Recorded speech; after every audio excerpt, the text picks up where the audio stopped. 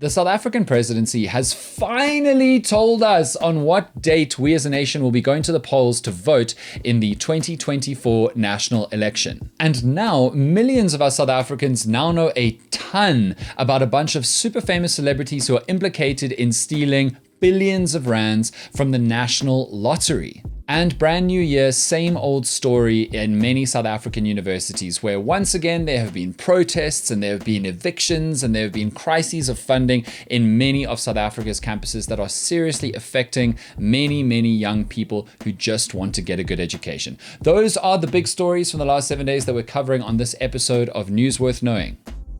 This is The Issue with Dan Corder. South Africa is a movie. Welcome to the watch party. As usual, you know you can go get our podcast and Patreon. We have a brand new exclusive with South African broadcasting icon Rudy Klabi. Let's get into it. We're going to start with the election date, but this SIU Lotto scandal is wild. So finally, South Africa, we know we're going to be voting on the 29th of May 2024 in the upcoming national elections. The presidency made us wait.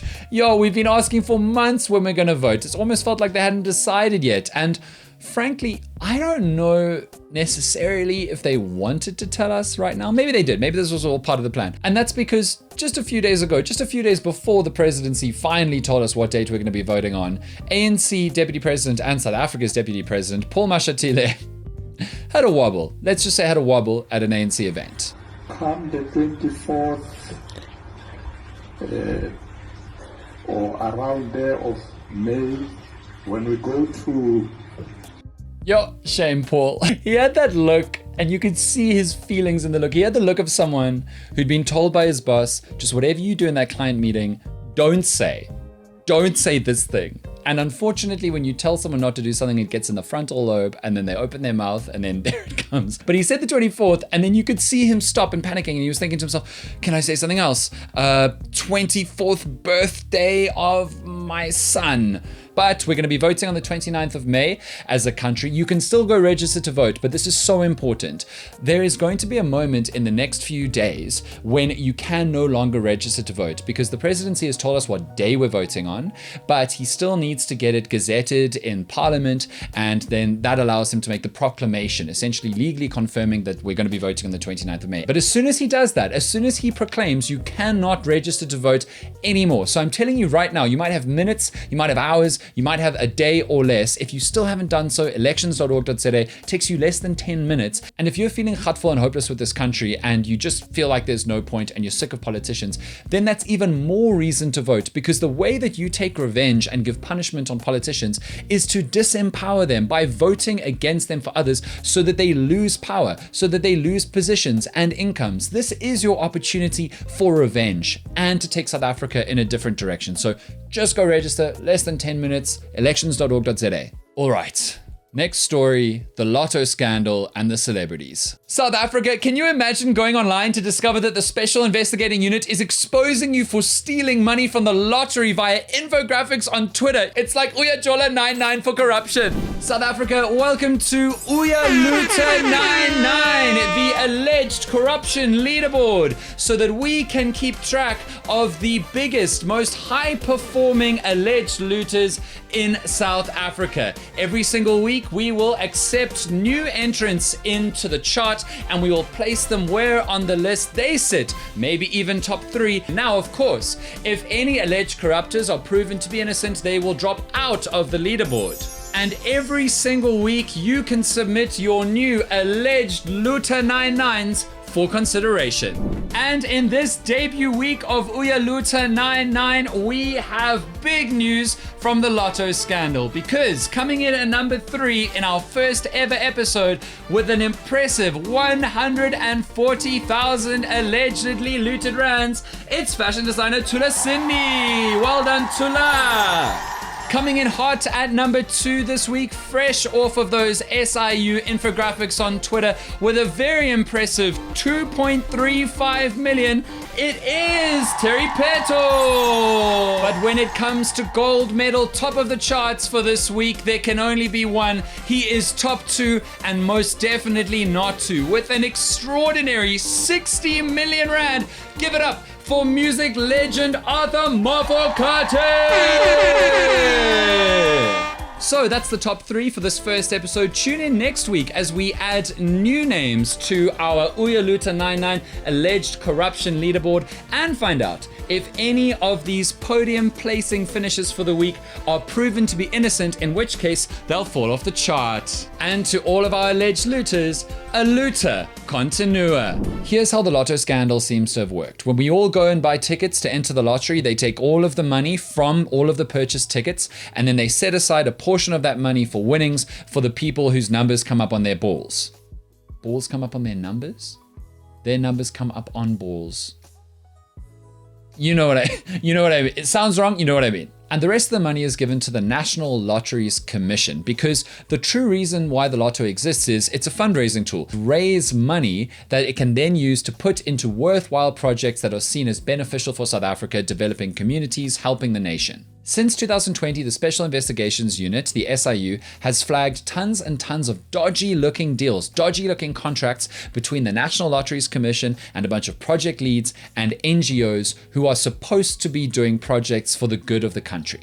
And the SIU estimates that they've discovered over 1.4 billion rands worth of dodgy payouts from the NLC to over 1,000 NGOs currently under investigation.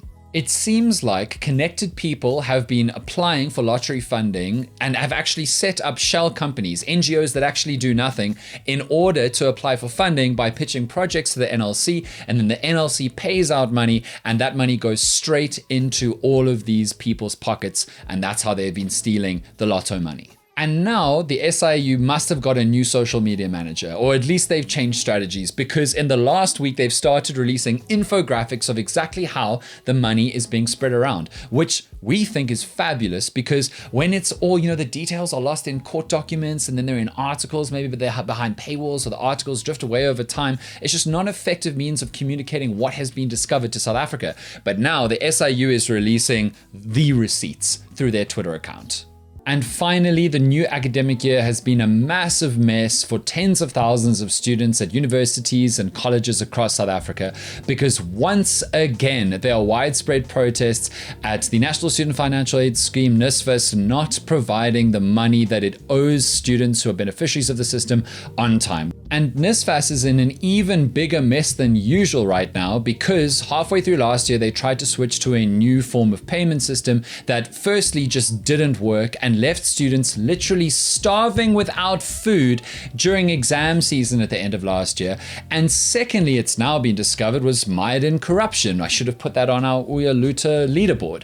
But essentially, a lot of those contracts are now up in the air. It's unclear whether they're even going through. And so Nfas is still trying to disperse money to students for the beginning of a brand new year, even in what they call this transition period. So Bladen Zamande has come out. He's the Minister of Higher Education, whose department is in charge of Nfas, and he's come out and said that they've dispersed 4 billion rand to universities and TVET colleges across the country to help students. But once again, payments are being made late, or they're not even arriving. And once again, that means crisis for many young South Africans who deserve to be at university, got the marks to be there, and now just cannot pay for what they need to pay to start off a new year. And that's why there have been protests across the country. Protests in KwaZulu-Natal on UKZN, and protests in the Eastern Cape at NMU. But that's not the only crisis facing some South African students, because at CPUT down in Cape Town, hundreds and hundreds of students have been forced to sleep on the floor of hallways of different campuses for days to weeks,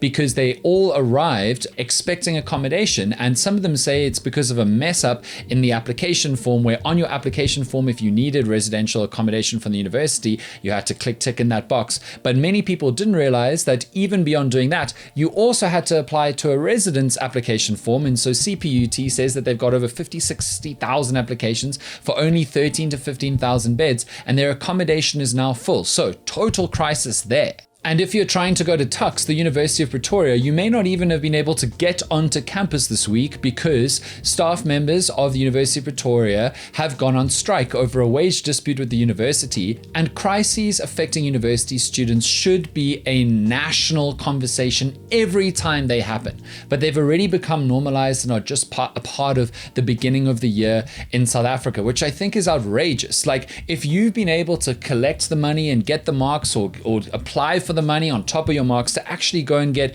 a higher education, which is your best ticket in South Africa to actually being able to create a life for yourself and your family.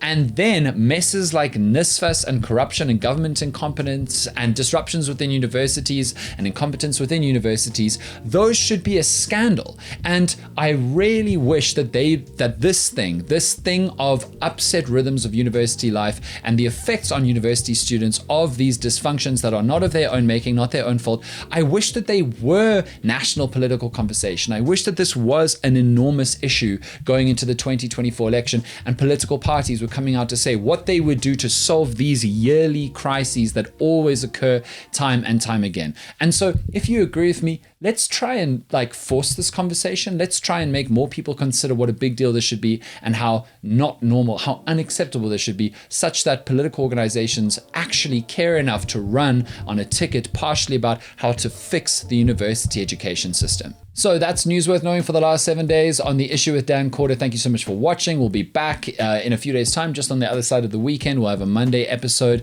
which is going to be about political party funding, which is a hot button news headline grabbing issue right now.